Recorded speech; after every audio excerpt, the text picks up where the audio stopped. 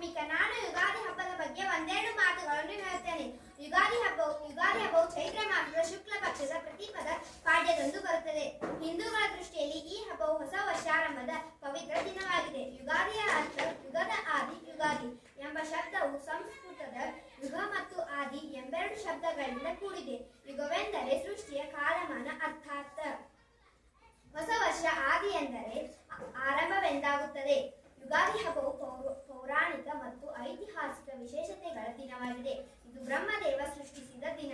ಚೈತ್ರ ಶುದ್ಧ ಪಾಡ್ಯದಂದು ಸೂರ್ಯೋದಯದ ಮೇಲೆ ಬ್ರಹ್ಮನು ವಿಶ್ವವನ್ನು ಸೃಷ್ಟಿಸಿದನೆಂದು ಹಾಗೂ ಅಂದಿನಿಂದ ಕಾಲಗಣನೆಗಾಗಿ ಗ್ರಹ, ನಕ್ಷತ್ರ, ಮಾಸ, ತಿಥಿ, ವರುಷಗಳನ್ನು ಏರ್ಪಡಿಸಿದನೆಂದು ಪೌರಾಣಿಕ ಗ್ರಂಥಗಳಲ್ಲಿ ಉಲ್ಲೇಖಿಸಲಾಗಿದೆ. ಹೊಸ ವರ್ಷದ ಆರಂಭಿಕ ಸಂಕೇತವಾದ ಯುಗಾದಿಯನ್ನು ಬಡವ ಬಲ್ಲಿದರೆಂಬ ಯಾವುದೇ ಭೇದವಿಲ್ಲದೆ ಎಲ್ಲಾ ಹಿಂದೂಗಳು ಆಚರಿಸುತ್ತಾರೆ.